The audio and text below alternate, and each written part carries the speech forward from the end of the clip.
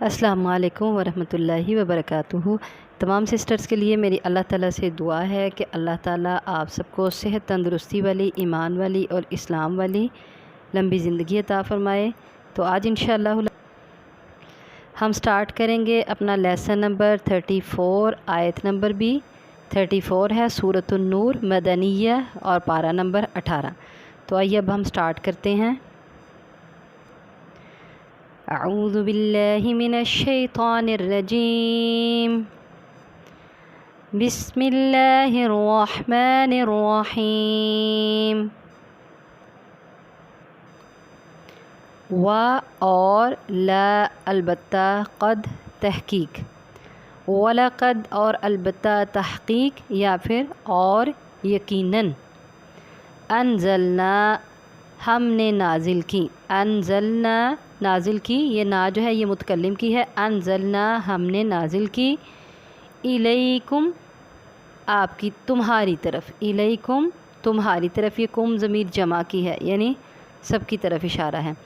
آیات مبینات، آیات آیات یہ نشانیاں، مبینات کھول کر بیان کرنے والی، آیات مبینات کھول کر بیان کرنے والی آیات یا نشانیاں، ومثلاً اور مثال یا حالت، مثال یا حالت یا حال، من الذین مثال ان لوگوں کی یا حال ان لوگوں کا، من الذین ان لوگوں کا، اور پیچھے ہم نے پڑھا مثال، مثال ان لوگوں کی یا حال ان لوگوں کا، خلو جو گزرے، من قبلکم من سے، قبلی پہلے، کم تمہارے، من قبلکم تم سے پہلے، وموعظۃً اور عظیم نصیحت ہے،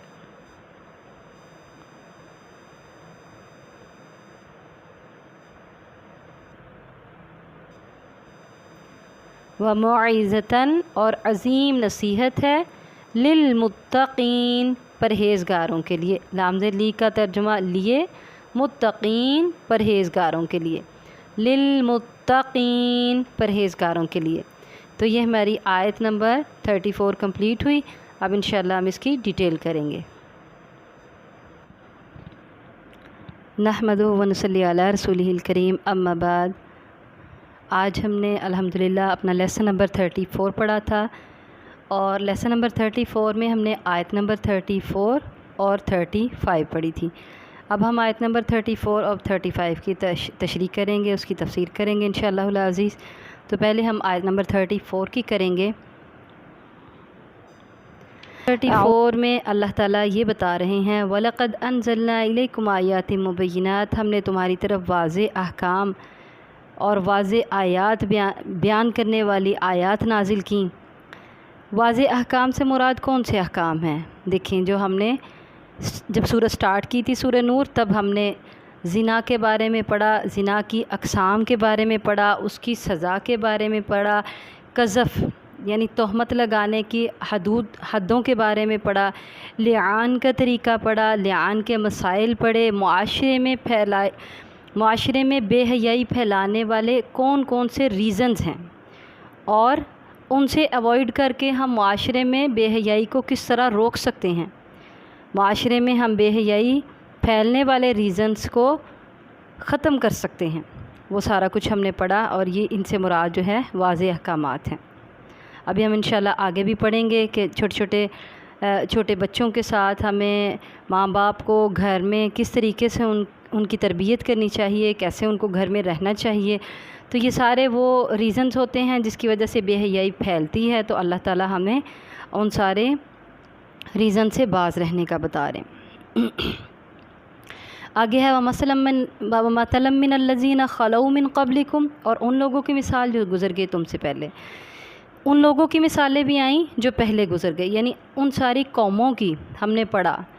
قوم عاد کے بارے میں پڑھا، حضرت ہود علیہ السلام کی قوم کے بارے میں پڑھا، نوح علیہ السلام کی قوم کے بارے میں پڑھا، لوط علیہ السلام کی قوم کے بارے میں پڑھا، قوم سمود کے بارے میں پڑھا، صالح علیہ السلام کی قوم جو تھی، اور اسی طرح ہم نے شعیب علیہ السلام کی قوم کے بارے میں پڑھا۔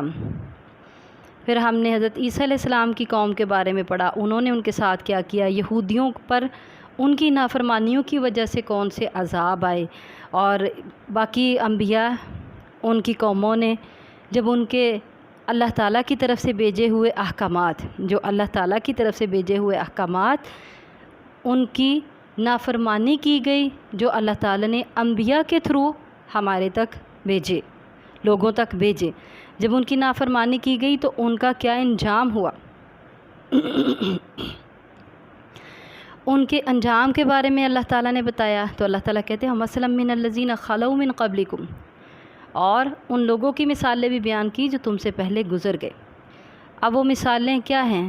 وہ آیات جو واضح احکامات اللہ تعالیٰ نے بیان کیے، وہ انبیاء کی قومیں، وہ پہلی قومیں جو گزریں، ان کے حالات اور ان کے ایمان لانے کے واقعات اور ان کی نافرمانی کے واقعات، پھر ان کو نافرمانی پر جو سزائیں ملیں، ان کے واقعات کا اثر کن لوگوں پر ہوتا ہے؟ وہ موعظۃً، اور نصیحتیں ہیں، نصیحتیں اللہ تعالیٰ نے نازل کر دیں للمتقین، پرہیزگاروں کے لیے۔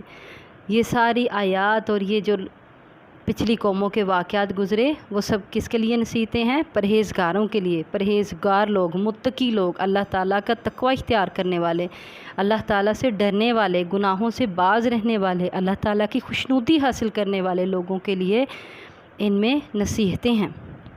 اللہ تعالیٰ ہم سب کو بھی اس میں شامل کرے۔ السلام علیکم ورحمۃ اللہ وبرکاتہ۔